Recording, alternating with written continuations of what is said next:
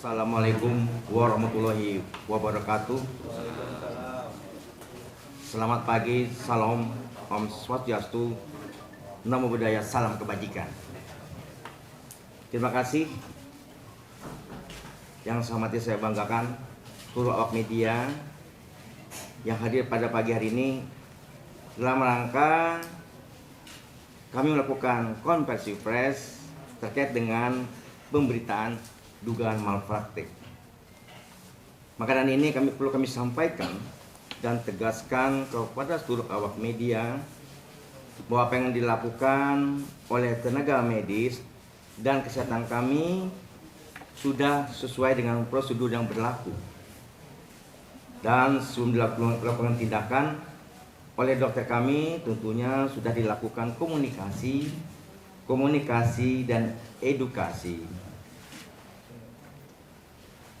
kepada orang tua pasien, dan itu disetujui oleh orang tua pasien. Secara teknis lebih lanjut, untuk menjelaskan terkait dengan teknisnya dapat disampaikan oleh Dr. Anto selaku Kepala Bidang Pelayanan Medik RSUD Dr. Doris Silvanus. Demikian saya sampaikan. Silakan Dr. Anto, apabila nanti ada yang dipertanyakan, itu setelah beliau menyampaikan secara teknis. Demikian, terima kasih. Silakan Dr. Anto. Terima kasih Bapak PLT Direktur, mohon izin. Selamat pagi rekan-rekan sekalian. Terima kasih atas kehadirannya pada hari ini. Kami dari pihak bidang pelayanan medik dan segenap jajaran telah mengumpulkan informasi dari berbagai pihak. Adapun informasi yang perlu kami sampaikan adalah sebagai berikut. Pasien bayi B lahir pada tanggal 9 Januari 2024 di luar Rumah Sakit Doris Silvanus. Kemudian pada tanggal 12 Januari tahun 2024 pasien dirujuk ke Rumah Sakit Umum Daerah Dr. Doris Silvanus atas indikasi kembung dan muntah. Kemudian dilakukan pemeriksaan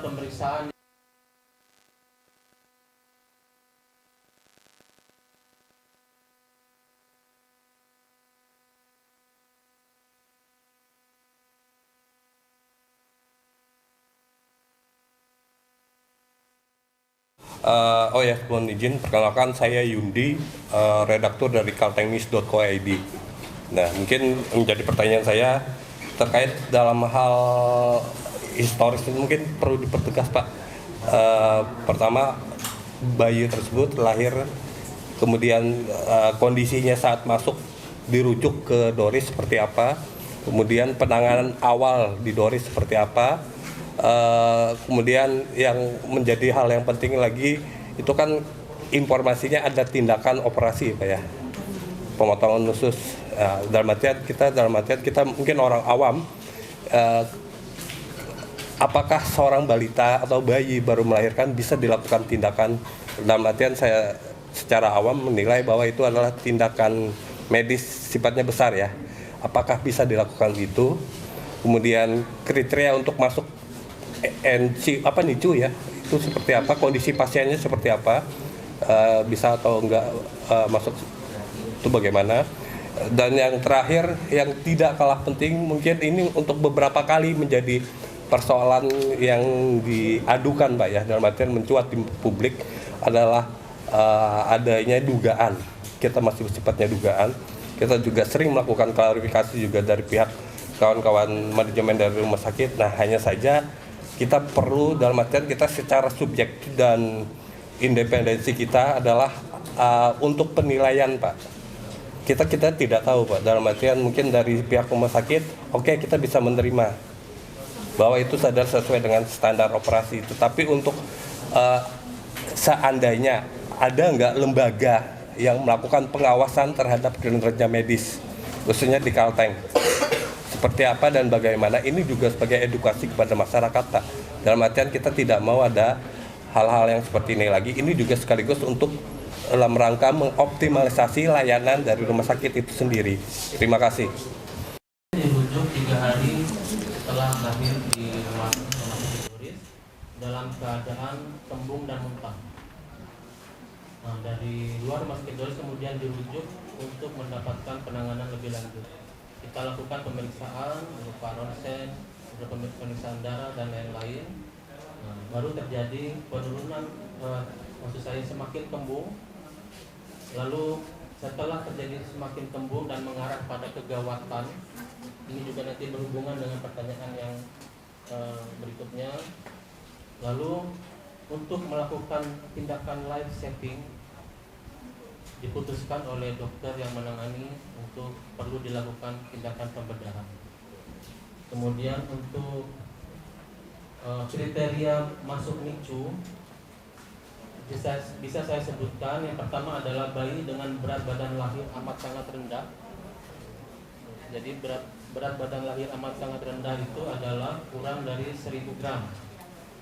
Kemudian nilai Apgar skor di menit kelima dan 10 kurang dari 3. Kemudian gangguan nafas berat, kemudian meningitis, dan yang terakhir adalah kejang neonatus. Semuanya tidak ditemukan pada keadaan awal pasien, tetapi memang pada hari ke-9 terjadi gangguan nafas berat. Kemudian mengenai praktek kedokteran, kita memiliki komite etik. Ada juga kalau untuk organisasi profesi, kita punya ID yang mengawasi setiap ada laporan. Dan untuk kasus-kasus itu ada MKDKI, di mana mereka sifatnya adalah sebagai sebagai lembaga yang independen yang memiliki keilmuan untuk bisa menentukan tentang standar yang sudah dilakukan oleh rumah sakit atau oleh dokter yang bersangkutan. Mungkin itu yang bisa saya jelaskan. Oke, silakan. Dilaksanakannya operasi, pihak rumah sakit menyarankan bahwa untuk mengatasi anak yang mengalami susah buang air besar dan kembung itu, pihak rumah sakit apakah benar menyarankan operasi itu 2 kali. Yang pertama itu pembuatan stoma, kemudian yang pemotongan usus itu dengan jangka waktu antara 3 bulan sampai 6 bulan. Itu yang pertama. Yang kedua, apakah yang melaksanakan operasi di Doris Silvanus ini itu memang dokter spesialis bedah anak. Nah, sementara disebutkan ketika saya mewawancari keluarga korban, itu yang melaksanakan bedahnya bedah umum. Kemudian yang ketiga, terkait keluarga korban yang tidak terima dengan adanya dugaan malpraktek, itu kan dilaporkan ke Polda Kalteng. Nah, saya pengen mengetahui apa sikap dari pihak rumah sakit sendiri. Mungkin itu saja. Terima kasih. Tindakan medis ada yang disebut dengan diagnosa kerja dan diagnosa setelah operasi. Jadi pada pasien ini dugaan awalnya adalah megakolon. Nah, pada saat itu memang kalau megakolon kita akan pasang stoma. Stoma itu adalah mengeluarkan ususnya. Jadi ususnya juga dipotong dan kemudian supaya apa yang dia makan itu bisa lewat sambil menunggu penyembuhan. Nah, tetapi pada pasien ini itu bukan megakolon. Setelah dibuka yang ditemukan adalah atresia ileum terminalis atau usus halus bagian yang dekat dengan usus besar itu tidak terbentuk sehingga terjadi pembuntuan yang menyebabkan perutnya semakin kembung. Perut yang semakin kembung itu bisa menyebabkan desakan ke rongga dada dan yang lain juga bisa juga kebocoran. Sehingga pada saat itu perlu dilakukan tindakan life saving atau untuk mengatasi kegawatannya. Mengenai dokter bedah anak, kita memang memiliki 1 orang bedah anak. Dan kebetulan pada saat itu beliau sedang dalam cuti umroh. Nah, dan saya pastikan bahwa dokter yang menangani pasien ini juga memiliki kompetensi untuk melakukan tindakan life saving ini. Karena jika tidak dilakukan segera, maka kondisi pasien mungkin juga akan semakin menurun pada saat itu juga. Nah, tapi walaupun begitu, setelah 9 hari perawatan pasca operasi, semua usaha yang kita lakukan juga akhirnya tidak berhasil. Tuhan menentukan yang berbeda dari yang mungkin kita sebagian harapkan. Untuk yang pertanyaan ketiga, ini saya serahkan kepada.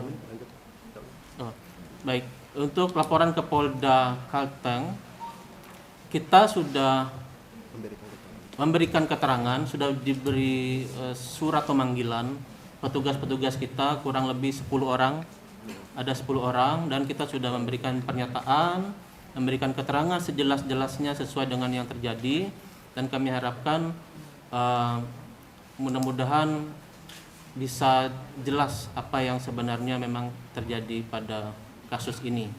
Itu saja yang bisa kami sampaikan. Terima kasih. Pak, lalu apa Pak setelah rangkaian kejadian ini Pak, evaluasi atau peningkatan layanan dari Silvanus sendiri Pak? Saya Roni Salah dari liputan6.com Pak. Roni. Ya Roni. Terima kasih Pak Roni. Jadi di Rumah Sakit Doris sendiri kita sudah selalu melakukan perbaikan pelayanan. Itu setiap minggu kita adakan morning report disertai dengan pembahasan kasus sulit. Jadi setiap hari Kamis selalu kalau ada kasus sulit kita diskusikan bersama-sama semua dokter ahli. Nah, tidak terkecuali juga jika ada kasus ini bisa diajukan nanti ke pembahasan. Jadi keilmuan di Rumah Sakit Doris Silvanus tetap kita usahakan. Yang perlu mendengar penjelasan kematian anak saya itu saya, bukan kalian.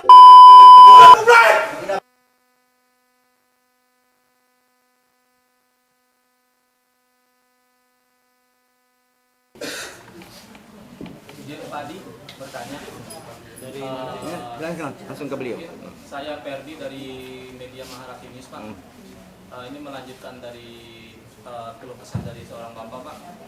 Dikatakan di Muhammadiyah anaknya tidak ada jantung yang bolong, kenapa di Doris sampai bolong Pak, disampaikannya. Bisa dijelaskan. Terima kasih Pak Ferdi. Jadi pemeriksaan yang dilakukan sebelum di Rumah Sakit Doris itu adalah berupa USG. Jadi sering dilakukan, kan mungkin dari teman-teman juga tahu kalau wanita hamil dilakukan USG untuk melihat degup jantungnya. Tapi pemeriksaan itu tentu saja ada batasannya. Jadi pada saat kita operasi menemukan kelainan bawaan di mana usus tidak terbentuk, maka timbullah istilahnya kita harus mencari yang lain juga. Jadi kemudian dilakukanlah pemeriksaan ekokardiografi yang tidak pernah dilakukan sebelumnya di perawatan sebelumnya. Nah, ditemukanlah beberapa kelainan juga pada bagian jantungnya, yaitu ada lubang di ASD namanya, antara atriumnya, dan ada PDA. Mungkin nanti bisa lebih jelas lagi, tapi itu yang ditemukan. Jadi bukan berarti pemeriksaan di sana salah, bukan, karena yang dilakukan itu berbeda dengan yang kita lakukan di sini. Di sana USG, kita melakukan ekokardiografi. Ini terima kasih. Pak, saya dari Kalteng Pos Pak. Tadi dari keluhan Bapak tadi katanya Doris nggak pernah ngasih keterangan resmi ke dia. Apakah betul seperti itu atau bagaimana Pak? Rumah Sakit Doris Silvanus selalu terbuka untuk menerima siapapun, masyarakat atau keluarga pasien yang ingin bertanya atau mencari informasi. Jadi kami terbuka kapanpun ada yang mau bertanya apa yang terjadi sebenarnya, kami tidak pernah menutup-nutupi. Itu yang bisa saya sampaikan tanpa maksud menuduh ataupun yang lain. Yang pasti kami dari sejak awal kami sudah terbuka untuk menerima setiap pertanyaan atau klarifikasi yang mungkin diperlukan. Seperti juga sudah kami lakukan pada banyak yang lain yang mereka bertanya, kita jelaskan, dan biasanya ya jelas seperti itu. Mungkin itu yang bisa saya sampaikan. Terima kasih. Untuk pertanyaan Pak terakhir lagi Pak. Jadi yang tadi balik lanjut soal evaluasi tadi kan belum jelas Pak. Di jalan di pinggang itu Pak ada seorang ibu yang habis menjalani operasi. Kemudian selang tertinggal di bagian perutnya Pak. Ya pertama dia mau bicara, kemudian kita nggak tahu besok harinya kita coba hubungi nggak mau bicara lagi. Nah ini berarti pas jelas di situ ada kesalahan prosedur kan sampai selang ketinggalan setelah operasi di dalam tubuh orang. Apa tidak lanjut kemudian yang soal evaluasi terus yang soal bayi tadi Pak ada dalam hampir 4 bulan terakhir ini mungkin ada 4 bayi yang sudah meninggal Pak di Silvanus Pak. Ya, itu saja untuk setiap kasus kita harus gali benar-benar informasinya Pak ya. Keakuratan informasinya, kemudian konteksnya penanganan pasien. Jadi tentu saja untuk kasus yang Bapak tanyakan, kami harus mengumpulkan dulu informasinya seperti apa. Demikian itu saja. Yang pasti kapanpun kami menemukan ada yang harus dikembangkan atau diperbaiki, ditingkatkan dari pelayanan, pasti akan kami lakukan. Dan itu juga sudah, usaha itu juga sudah nyata dengan seperti saya bilang tadi, setiap minggu kita ada laporan kasus sulit. Jadi ada kasus sulit, kita kumpulkan seluruh dokter ahli, kita diskusikan bersama-sama. Nah, dan kita juga ada keselamatan pasien juga. Jadi standar keselamatan pasien juga sudah kita terapkan di rumah sakit kita. Tapi upaya untuk menutup informasi seperti itu dengan mendatangi pasien tidak ada ya? Dari Doris sendiri? Setahu saya tidak ada. Tidak ada. Iya, setahu saya tidak. Mungkin Pak, satu lagi Pak, ini kan menjelaskan berkenaan dengan data-data Pak ya, hasil ini, hasil itu. Tapi di media saya tidak ada melihat data Pak yang mungkin bisa ditunjukkan kepada wartawan Pak. Baca jawab dong. Atau sama SOP Pak, mungkin SOP Iya, perawatan itu kita jawab harus aja. banding Pak. Kita punya SOP dan itu nanti akan kita serahkan di waktu yang tepat. Karena itu kan menyangkut juga dengan kerahasiaan pasien. Jadi nanti Bapak bisa menghubungi langsung ke humas kita untuk kita fasilitasi. Untuk Kemendik rahasia, tapi untuk SOP kan terbuka aja Pak. Biar Iya. semua tahu bisa. Iya, nanti dari bagian keperawatan bisa membantu kan itu. Nanti ya. Kita ya, Pak.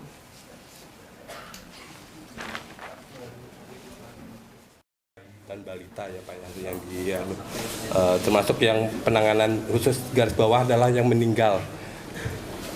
Perbandingan antara bulan ini dengan bulan kemarin atau periode sebelumnya, tahun ini dengan tahun sebelumnya seperti apa? Ini juga dalam rangka maksudnya untuk meningkatkan optimalisasi dan evaluasi Pak, seperti yang disampaikan oleh Saudara Roni tadi untuk pelayanan khususnya dalam hal penanganan bayi dan balita. Nah itu yang pertama. Yang kedua, kita selama ini memang sulit untuk mendapatkan data pembanding, apalagi berbicara SOP Pak.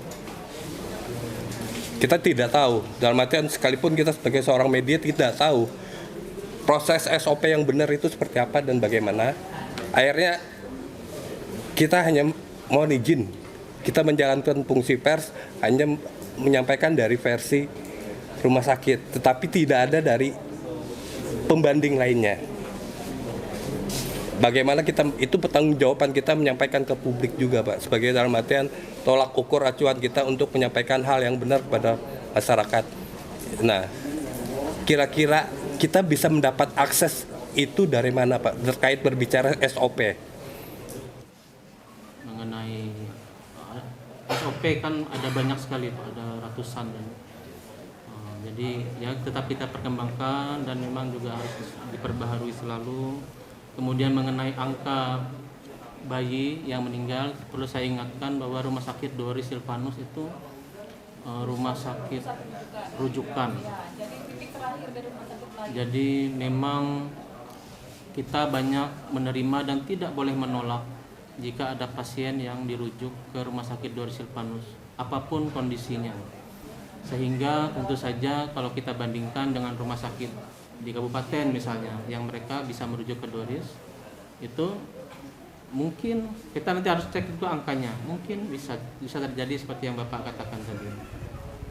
Tetapi perlu saya yakinkan lagi, apapun yang ada di Rumah Sakit Doris, dokter di Rumah Sakit Doris Silvanus selalu mengadakan pengembangan dan peningkatan pelayanan. Itu saja mungkin saya sampaikan. Terima kasih. Oke, dari rumah sakit kan sudah disampaikan itu sesuai SOP layanan medis yang dilakukan oleh standar DORIS. Namun yang kita perlukan adalah ada nggak? Kita bisa mengakses kemana nih kawan-kawan? Pembandingnya itu dari mana? Apakah itu sesuai dengan penanganan standar medis pelayanan nasional atau seperti apa gitu? Bukan dari versi rumah sakit saja, ada nggak masukan buat kita kawan-kawan ini untuk mendapatkan informasi itu yang sifatnya independen, Pak? Yang sifatnya independen. Kolegium sudah mengeluarkan standarnya dan hal-hal yang terkait dengan keilmuan itu juga sudah ada standar dari masing-masing kolegium. Misalnya dokter bedah anak, tindakannya ini, prosedurnya ini, itu sudah ada. Itu bisa langsung dicari di masing-masing kolegium. Saya juga perlu sampaikan bahwa SOP itu juga khas untuk masing-masing rumah sakit ya Pak, sesuai dengan kondisi yang kita hadapi. Itu mungkin Pak sudah jelas atau mungkin bisa sudah ya, mudah-mudahan sudah jelas Pak ya, atau bisa kita lanjutkan lagi. Iya, terima kasih banyak.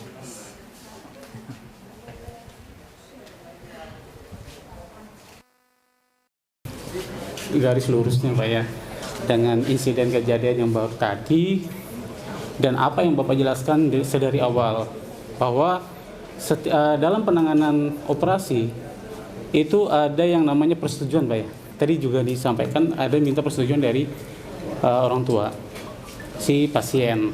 Nah, di sini saya mau nanya nih Pak, persetujuan itu apakah include dengan tindakan-tindakan medis yang dilakukan selama operasi?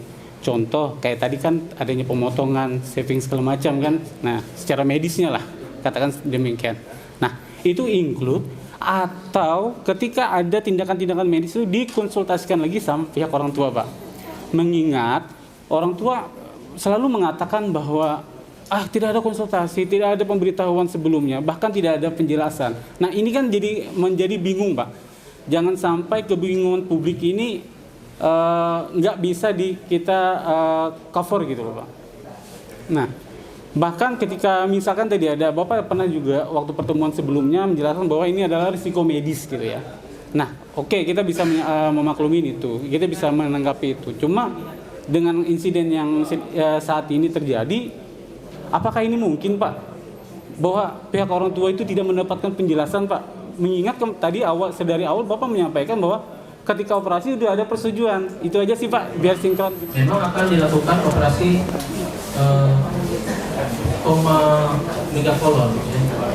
Tapi yang mungkin harus disampaikan bahwa stoma itu juga memotong usus juga, karena dia menyediakan jalan lain. Jadi sejak awal yang dilakukan itu tindakannya hampir sama. Ya, seperti itu. Jadi sebenarnya pada saat dibuka itu megakolon, apa yang dilakukan dengan yang suspek megakolon. Tapi pada saat dibuka penyempitan kelainan ususnya sama-sama kelainan usus Pak. Kayak sama-sama kelainan usus, kelainannya ternyata ada di ileum terminalis. Lalu pada saat itu juga untuk menjaga kestabilan pasien, dokter memutuskan untuk melanjutkan operasi seperti yang dibutuhkan pada saat itu. Jadi kalau kita bilang ya penjelasannya kurang lebih sama untuk tindakan tersebut. Itu yang mungkin yang bisa. Memang harus diberikan penjelasan yang benar. Nah, apakah penjelasan itu kemudian dimengerti atau sampai, itu yang kita harus evaluasi. Wah, awak media, ini karena konferensi pers kita hari ini semoga bisa membuka semua yang dipertanyakan selama ini. Harapan kita bahwa semua dapat diselesaikan dengan baik.